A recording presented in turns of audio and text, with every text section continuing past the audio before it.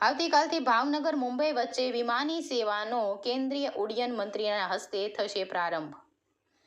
Bhavnagar airport કે જ્યાં 8 માસથી વિમાની સેવા બંધ હતી તેનો ફરીથી આવતીકાલથી પ્રારંભ થઈ રહ્યો છે, જેને લઈને આજે ભાવનગર એરપોર્ટ ઓથોરિટી દ્વારા એક પ્રેસ કોન્ફરન્સ યોજીને માહિતી આપવામાં આવી હતી, જેમાં દરરોજ ભાવનગરથી મુંબઈ જવા આવવા માટે ઇન્ડિગો એરલાઇન્સની વિમાની સેવાનો આવતીકાલે સવારે 8 ને 10 કલાકે કેન્દ્રીય ઉડ્ડયન મંત્રી કે રામ મોહન નાયડુના હસ્તે પ્રારંભ કરવામાં આવશે। તેની સાથે કેન્દ્રીય મંત્રી ડોક્ટર મનસુખભાઈ માંડવિયા, કેન્દ્રીય રાજ્યમંત્રી નીમુબેન બાંભણિયા, કેબિનેટ મંત્રી જીતુભાઈ વાઘાણી તેમજ ભાવનગર અને બોટાદ જિલ્લાના ભાજપના ધારાસભ્યો પણ ઉપસ્થિત રહેશે। ભાવનગર એરપોર્ટ કે જે વિવિધ અનુકૂળતાઓ ધરાવતું એરપોર્ટ છે, ત્યારે આવતીકાલથી શરૂ થતી ભાવનગર મુંબઈ વચ્ચેની વિમાની સેવા મહત્વપૂર્ણ બની રહેશે। સવારે 8:50 કલાકે પેસેન્જર મુંબઈ જવા રવાના થશે અને સાંજે પોતાનું કામ પૂર્ણ કરી ભાવનગર પરત ફરી શકે એમ 2 ફ્લાઇટ દરરોજ અવરજવર કરશે। ત્યારે આવતીકાલે મંત્રીના હસ્તે મુસાફરી કરતા લોકોને બોર્ડિંગ પાસ એનાયત કરી વિમાની સેવાનો પ્રારંભ કરવામાં આવશે। રિપોર્ટર ફિરોઝ મલેક, ભાવનગર।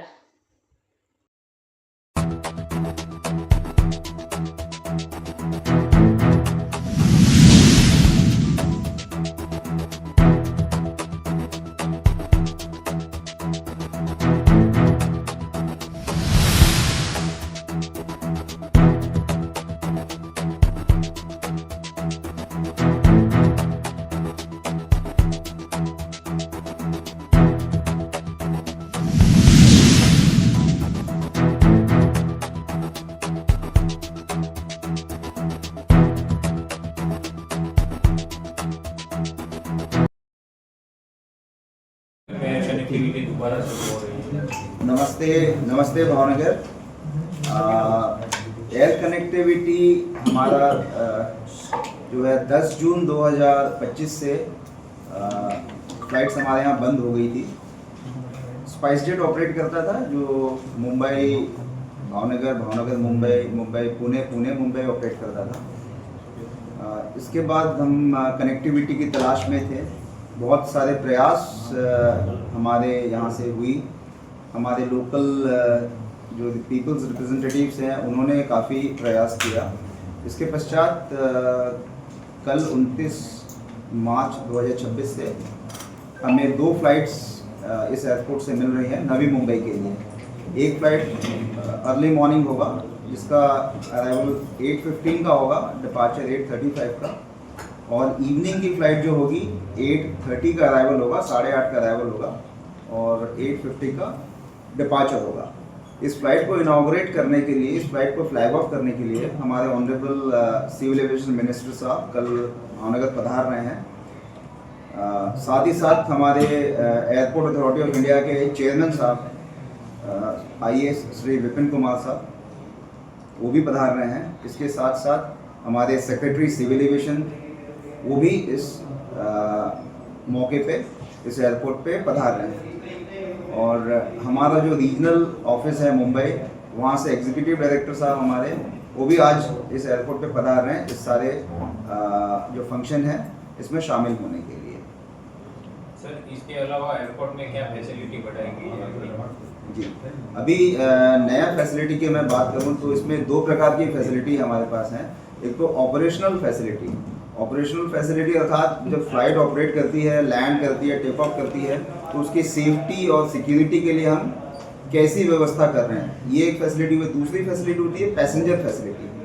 तो पहले ऑपरेशनल फैसिलिटी की बात करूं तो हमारा 2022 में नया हमारा जो रनवे है इसका रिकारपेटिंग हुआ है। बहुत ही बढ़िया रनवे है, बहुत ही जिसको बोला जाए स्टैंडर्ड रनवे है।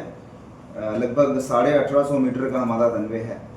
हम यहाँ पे बोइंग 737 तक के जहाज़ों को लैंड करने के लिए लाइसेंस्ड हैं, जिसको हमें DGCA में लाइसेंस मिला हुआ है इस एयरपोर्ट के लिए। साथ ही साथ हमारे यहाँ कम विजिबिलिटी में लैंड करने के लिए इंस्ट्रूमेंट लैंडिंग सिस्टम है। अगर मान लीजिए कोहरे के कारण अगर मान लीजिए विजिबिलिटी हमारी कम हो गई, रनवे दूर से दिख नहीं रहा है, तो उस जहाज़ को गाइड करने के लिए हमारे पास इंस्ट्रूमेंट लैंडिंग सिस्टम हमारे पास बहुत पहले से था, बट हमने अभी नया लगाया है। अभी कमीशनिंग स्टेज में है, शायद 15 या 20 दिन में कमीशन हो जाएगा। साथ ही साथ पैसेंजर फैसिलिटी की बात करें हम, तो हमने बिल्डिंग का थोड़ा इनोवेशन किया है अभी पिछले 6-8 महीने पहले, और इसके साथ हमने कुछ छोटी छोटी पैसेंजर से रिलेटेड सुविधाएं हमने ऐड की है, जिनमें एक छोटा लाइब्रेरी हमने इस्टेब्लिश किया है, जिसमें लोग उड़ान भरने से पहले जब सिक्योरिटी होल्ड एरिया में बैठते हैं, जो खाली समय है अपना उसका उपयोग कर सके, जिससे जो रीडिंग की हैबिट है वो बढ़ सके लोगों में।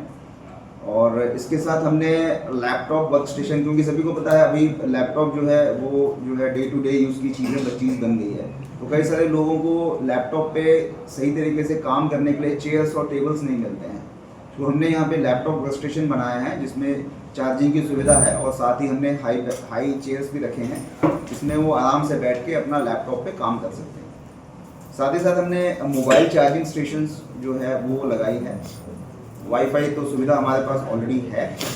तो इन सब बेसिक सुविधाओं के साथ साथ हम फ्यूचर प्लान में बताऊं आपको, तो फ्यूचर प्लान में हम एयरपोर्ट का जो सिटी साइड है वहाँ कैनोपी जो है कवर करने का हम प्लान कर रहे हैं, तो वो भी काफ़ी अच्छे स्टेज में है। साथ ही साथ नया एयर कंडीशनिंग सिस्टम हम लगा रहे हैं, जो अभी के एयर कंडीशनिंग सिस्टम है वो फ्लोर माउंटेड है, तो ये हम जो है ceiling mounted air conditioning system लगा रहे हैं रिसेंटली। साथ ही साथ हमारा फायर फाइटिंग सिस्टम लग रहा है इस एयरपोर्ट की, जो पिछले, क्योंकि पुराना बिल्डिंग है, पुराना एयरपोर्ट है काफ़ी, तो सुविधा हमें क्योंकि इसका स्ट्रक्चरल जो स्ट्रेंथ है काफ़ी नहीं था, तो हम फायर फाइटिंग सिस्टम लगा नहीं पा रहे थे, तो हमने थोड़ा उस पर रीसर्वे और बाकी हमने स्टडी करके अभी हमने नया फायर फाइटिंग सिस्टम लगाने का प्रबंध किया है, जो अभी लग जाएगा। सर फ्यूचर में पूना, सूरत और दिल्ली के लिए क्या प्लानिंग रहेगा, क्योंकि ये भी जरूरी है कनेक्टिविटी भावनगर के लिए? जी, दिल्ली के लिए बातचीत चल रही है।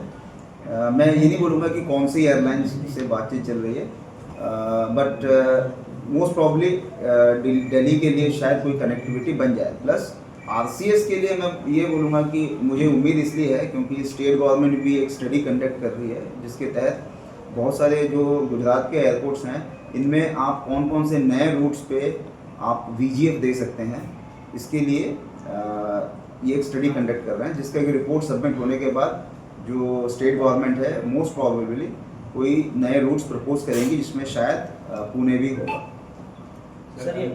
सर ये कल फ्लाइट चालू होने जा रही है, तो कितने महीनों के बाद चालू हो जाएगी? ये लगभग 8 महीने से हमारे एयरपोर्ट जो है ऑपरेशनल था, बट शेड्यूल फ्लाइट हमारे पास नहीं था।